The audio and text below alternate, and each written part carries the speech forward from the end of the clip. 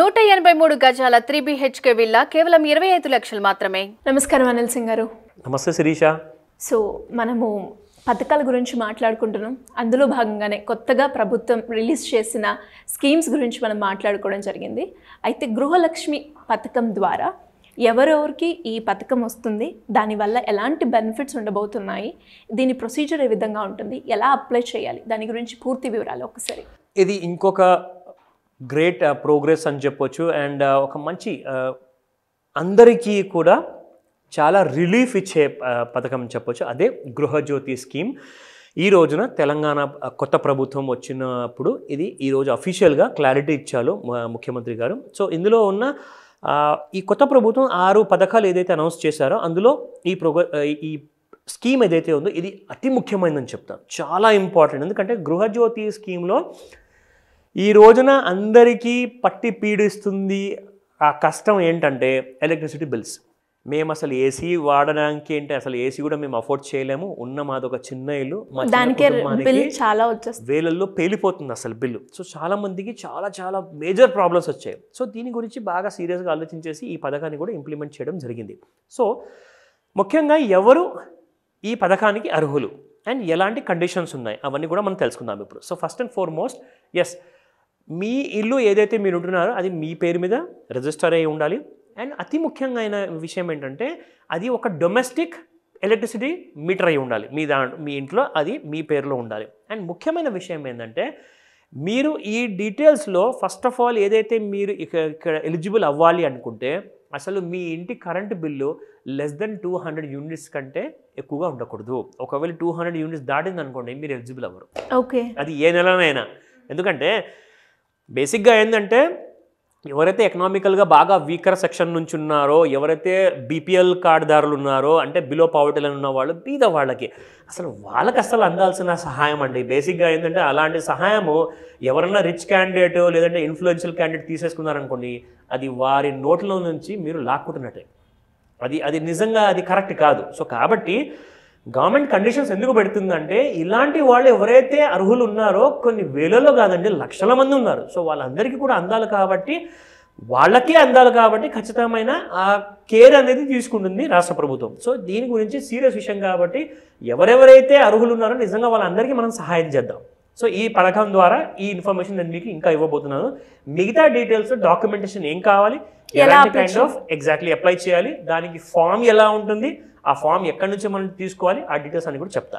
Okay, now coming to very important point ఏంటంటే అండి, ముఖ్యంగా మనకు కావాల్సింది ఏంటంటే ప్రూఫ్, రెసిడెన్స్ ప్రూఫ్ కావాలి. ఆ రెసిడెన్స్ ప్రూఫ్కి Aadhaar card with Telangana address ఉండాలండి ఖచ్చితంగా. అండ్ పర్మనెంట్ అడ్రస్ అయి ఉండాలి. అది కూడా నార్మల్ టెంపరీ అడ్రస్ కూడా కాదు. మీరు సొంత ఇల్లు ఊర్లో ఉంది కానీ మీరు సిటీలో ఉంటున్నారు, టెంపరీ అడ్రస్ అంటే అది చెల్లదు. అది మీరు గుర్తుపెట్టుకోవాలి. నా voter ID with Telangana address ఉండాలి, మీరు ఇక్కడే ఓటు హక్కు ఉన్నట్టుగా. దాంతోపాటు రేషన్ కార్డు ఉండాలి, ఆ అడ్రస్ కూడా సేమ్ ఆధార్ కార్డుతో మ్యాచ్ అవ్వాలి. మరి ఆ అడ్రస్ కార్డు కూడా now registered are lease or rental agreement Telangana address with Telangana address ఉండాలి. దాంతోపాటు ఎలక్ట్రిసిటీ బిల్, ఇది చాలా ముఖ్యమైనదండి. మీరు ఏదైతే ఇంట్లో ఉంటున్నారో ఆ ఇంటికి ఎలక్ట్రిసిటీ బిల్ జనరేట్ అయ్యిందంటే ఖచ్చితంగా మీ Aadhaar card, voter ID card and మీ ఎలక్ట్రిసిటీ బిల్ అడ్రస్ మ్యాచ్ అవ్వాలి. సో ఖచ్చితంగా అడ్రస్ మీరు చూసుకోండి. నా కమింగ్ టు రేషన్ కార్డులో ఏదైతే కావాలో స్టేట్ ఇష్యూ చేసిన రేషన్ కార్డ్ ఆర్ లేదంటే అంత్యోదయ అన్న యోజన కార్డు కానివ్వండి, ఇది కూడా అర్హులు ఉంటున్నారు. అండ్ దీనికి ఇది చాలా ఇంపార్టెంట్ అండి. Electricity bill and connection number ఏదైతే ఉంటుందో అది ఖచ్చితంగా కన్జ్యూమర్ ఐడి లేదా అకౌంట్ ఐడి నెంబర్ కూడా మీరు మెన్షన్ చేయాల్సి వస్తుంది. సో ఆ డీటెయిల్స్ గమనించాలి మీరు. నా నేమ్ ఆఫ్ ద కన్జ్యూమర్ అంటే ఎవరైతే ఓనర్ ఆఫ్ ద హౌస్ ఉన్నారో వారి పేరు మీద ఎలక్ట్రిసిటీ బిల్ వస్తుంది. సో మీటర్ నంబర్ ఇవ్వాలి, ప్రాపర్టీ అడ్రస్ ఇవ్వాలి, additional documents passport size photograph కావాలి అప్లికెంట్ది, సెల్ఫ్ అటెస్టెడ్ అప్లికెంట్ది, ఒక bank passbook with account number and IFSC code కూడా మెన్షన్ చేయాలి. ఏది ఒక్కటి మిస్ అయినా కానీ మీరు ప్రాబ్లంలో ఉంటారు. సో జాగ్రత్తగా తొందరపడకండి. మీకు చాలా టైం ఇచ్చింది రాష్ట్ర ప్రభుత్వం కాబట్టి ఆ టైం ఫ్రేమ్లో మీరు ఖచ్చితంగా మీరు చేయగలుగుతారు. నా వెరీ ఇంపార్టెంట్, ఇప్పుడు నేను నెక్స్ట్ మీకు ఫామ్ గురించి డీటెయిల్స్ ఎక్స్ప్లెయిన్ చేస్తాను. సో దట్ ఈ ఫామ్ ఎలా ఉంటుంది చూడడానికి అండ్ ఈ ఫామ్లో ఏమేమి నింపాలి. ఓకేనా? అండ్ ఈ ఫామ్ ఎక్కడ దొరుకుతుంది సార్? మీ సేవలోనేనా? ఖచ్చితంగా దొరుకుతుందండి. మీకు మీ సేవలో ప్రింట్అవుట్ ఫామ్లో మీరు డౌన్లోడ్ చేసుకోవచ్చు. లేదంటారా మీరు ఒకవేళ ఈ ఫామ్ని మీరు ఆన్లైన్లో మొబైల్లో నుంచి కూడా యాక్సెస్ చేయొచ్చు. ఒకవేళ యాక్సెస్ చేయగలిగారనుకోండి మళ్ళీ మీరు వెళ్ళేసి ప్రింట్అవుట్ తీయాల్సిందే ఖచ్చితంగా. సో ఆ ప్రింట్అవుట్ అన్న తీసేసి మీరు అందులో మొత్తం వివరాలు ఎలా నింపాలో అది మీకు చూపిస్తాను నేను. నా తెలంగాణ రాష్ట్ర ప్రభుత్వం అభయహస్తంలో ప్రజాపాలన అని అనౌన్స్మెంట్ చేసి ఈ డీటెయిల్స్లో వీళ్ళు రాష్ట్ర ప్రభుత్వం ఇక్కడ మెన్షన్ చేశారు. 28 డిసెంబర్ నుంచి స్టార్ట్ అవుతుంది, 6 జనవరి వరకు ఈ ఫామ్స్ యాక్సెప్ట్ చేయబడతాయి. నా కమింగ్ టు కుటుంబ వివరాలు. సో ఇక్కడ మీ ఫ్యామిలీ వివరాలు అన్నీ కూడా మీ దరఖాస్తుదారు ఇంటి యజమాని ఎవరైతే ఉన్నారో వారి పేరు, వాళ్ళ ఇంట్లో స్త్రీలు ఎంతమంది, పురుషులు ఎంతమంది, అలాగే ఇతరులు ఏమైనా ఉంటే ఆ డీటెయిల్స్ కూడా మెన్షన్ చేయాలి. దాంతోపాటే మీరు ఏ కులానికి చెందిన వారు ఆ డీటెయిల్స్ కూడా మెన్షన్ చేయాలి ఇక్కడ. అండ్ పుట్టిన తేదీ, ఎవరైతే హౌస్ ఓనర్ ఉన్నారో వారింటి పేరు మీద అంటే మీటర్ కూడా ఉంటుంది కదా, వాళ్ళ పేరు మాత్రమే ఇక్కడ రాయాలండి. అండ్ వాళ్ళ పుట్టిన తేదీ ఇక్కడ రాయాలి. నా ఆధార్ నంబర్ అంటే ఎవరి పేరు మీద అయితే కరెంట్ మీటర్ ఉందో వాళ్ళ పేరే ఇక్కడ, అండ్ వాళ్ళ ఆధార్ నంబర్ ఇక్కడ మెన్షన్ చేయాలి. వాళ్ళ పేరు మీద రేషన్ కార్డు ఉంటే ఆ నంబర్ కూడా మెన్షన్ చేయాలండి.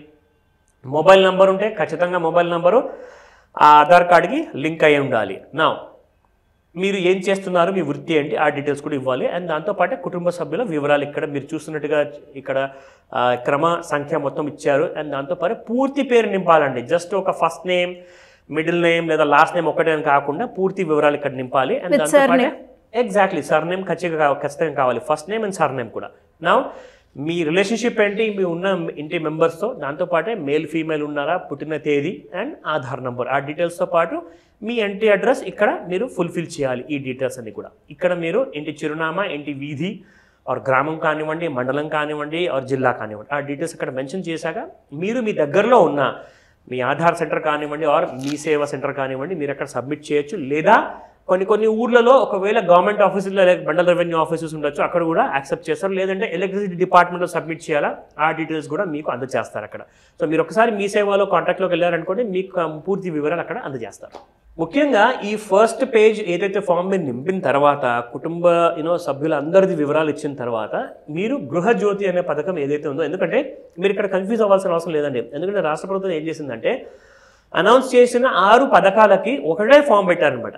సో ఆక్వా ఫామ్లో మీరు దేనికైతే అర్హులో ఆ అర్హులు ఉన్న సెక్షన్కి వెళ్ళేసేసి మీకు కావాల్సిన స్కీమ్కి మీరు అప్లై చేసుకోవచ్చు అనమాట. సో ఇక్కడ మనం చూస్తే ఈ పైన మీ డీటెయిల్స్ గురించి కాకుండా గృహజ్యోతి పథకంలో ఎవరికైతే కావాల్సిన డీటెయిల్స్ అప్లై చేయాలనుకుంటున్నారు, లేక కుటుంబానికి ప్రతి నెల 200 యూనిట్లు ఉచిత విద్యుత్ వరకు ప్రొవైడ్ చేస్తారనమాట.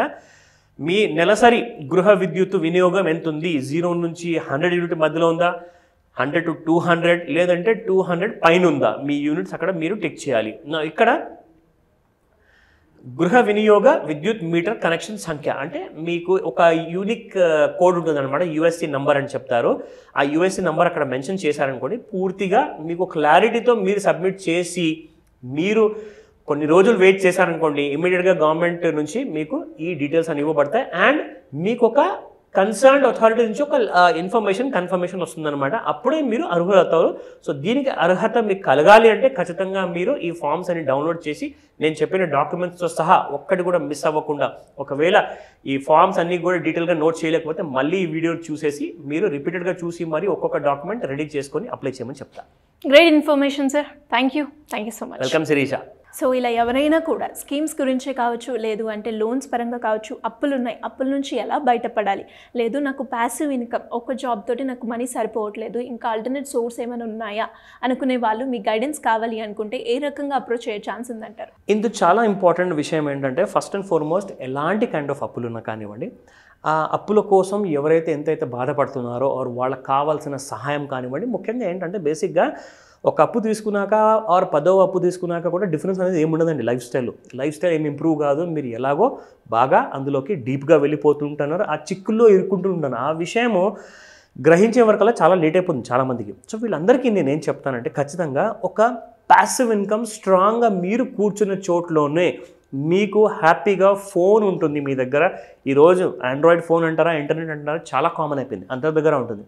సో అందులో మీరు చేయాల్సిందల్లా ఒకటే, గ్రోమో యాప్ ట్రైనింగ్ మీరు తీసుకున్నారనుకోండి, అందులో మీకు మోర్ దెన్ 50 కంపెనీస్తో మీరు ఫైనాన్షియల్ ప్రోడక్ట్స్ ఉంటాయన్నమాట. మీరు మీ దగ్గర మీ సొసైటీలో, మీ బస్తీలో ఆర్ మీ ఊర్లో, మీ మండలంలో తెలిసిన వాళ్ళు ఒక 10 మంది ఉంటే చాలండి. ఆ 10 మంది నుంచి 1000 మందికి అండ్ 1000 మంది నుంచి 10,000 మందికి ఎలా వెళ్ళాలో అది మొత్తం ట్రైనింగ్లో చూపిస్తాను. సో ఆ ప్రకారంగా మీరు 1 by 1 చేసుకుంటూ జస్ట్ ఏం లేదండి, మీరు ఆ యాప్ వాడేసేసి మీరు ఎలా డబ్బులు సంపాదిస్తారో మినిమం 1 to 2 lakhs మధ్యలో ఎవ్రీ మంత్ మీరు సంపాదించుకోవచ్చు. అది ఈ కంపెనీ గ్యారంటీ ఇస్తుంది. సో దానికి పూర్తిగా మేము ఆ వివరాలన్నీ కూడా మన సుమన్ టీవీ ప్రేక్షకులకు మనం అందజేస్తున్నాము. అది ఒక ఎక్స్క్లూజివ్ ట్రైనింగ్ ఉంటుంది. సో ఈ 7th of January రోజున 2024 రాబోయే సంవత్సరంలో సో ఆ రోజున and at the same time మీరు కావాలంటే 31st Decemberకి కూడా మీరు జాయిన్ అవ్వచ్చు. బట్ ఆల్రెడీ సీట్స్ ఫిల్ అయిపోతున్నాయి. సో త్వరగా చేయమని చెప్తాను. లేదంటే 7th January కూడా ఆప్షన్ ఉంది. But 31st December can be preferred. ఎందుకంటే మీరు నూతన సంవత్సరం చాలా హ్యాపీగా స్టార్ట్ చేసుకోవచ్చు. మార్నింగ్ 11 AM నుంచి 4 PM వరకు మీ క్లాస్ ఉంటుంది. ఆఫ్లైన్ క్లాస్ ఉంటుంది ప్లస్ ఆన్లైన్ కూడా ప్రొవైడ్ చేస్తున్నాం. ఇందులో మీరు చేయాల్సిందలా స్క్రీన్ పైన కనిపిస్తున్న నెంబర్కి కాల్ చేయండి. లేదా నంబర్ ఒకవేళ చాలా బిజీగా ఉంటే ఒకవేళ మీరు వాట్సాప్ మెసేజ్ పెట్టారనుకోండి, మీకు పూర్తి సహాయం మేము అందజేస్తాం. అండ్ అలాగే అప్పుల గురించి కూడా ఈ క్లాస్లో మీరు చెప్తూ ఉంటారా? ఇందులో కంప్లీట్గా డీటెయిల్డ్ అనాలిసిస్తో పాటు వాళ్ళు ఉన్న ప్రాబ్లమ్స్ ఏంటి, వాళ్ళకి ఎందుకు లోన్స్ రావట్లేదు, వాళ్ళకి లోన్స్ రావాలి అంటే ఏం చేయాలి. ఎందుకంటే ఇప్పుడు అర్జెన్సీ ఉందండి, ఎమర్జెన్సీ ఉంది, ప్రాబ్లంలో ఉన్నాము, లోన్ ఇప్పటికిప్పుడే కావాలంటే కూడా దానికి కొన్ని సర్టన్ టర్మ్స్ అండ్ కండిషన్స్ ఉంటాయి. ఎందుకంటే బ్యాంక్స్ ఈ కొత్త RBI రూల్స్ వల్ల ఏంటంటే చాలా కండిషన్స్ పెడుతున్నాయి. సో ఆ కండిషన్స్కి మనము ఎలా పూర్తి చేయాలి ఆ పద్ధతి కూడా ఇందులో మనం ట్రైన్ చేస్తాం. అలాగే క్రెడిట్ స్కోర్ అండి, చాలా చాలా చాలా ఎక్స్ట్రీమ్లీ ఇంపార్టెంట్. ఇవన్నిటికీ కూడా మీరు అర్హులు అవ్వాలి అంటే ఖచ్చితంగా లోన్ కోసం అయితే కొన్ని కండిషన్స్ బేస్డ్గా ఉంటాయి. అది కూడా మీకు తెలియజేసేలాగా సో దట్ నెక్స్ట్ 1 month లేదా 6 months లోపల మీకు ఎలా లోన్ వచ్చేటట్టుగా మనం చేయాలి అని చెప్పి దారి మనం చూపిస్తాం ఇక్కడ క్లాస్లో. అది కూడా పక్కాగా ప్రొఫెషనలైజ్ ట్రైనింగ్ రూపంలో ఉంటుంది. Thank you sir. Thank you so much. Welcome Sirisha.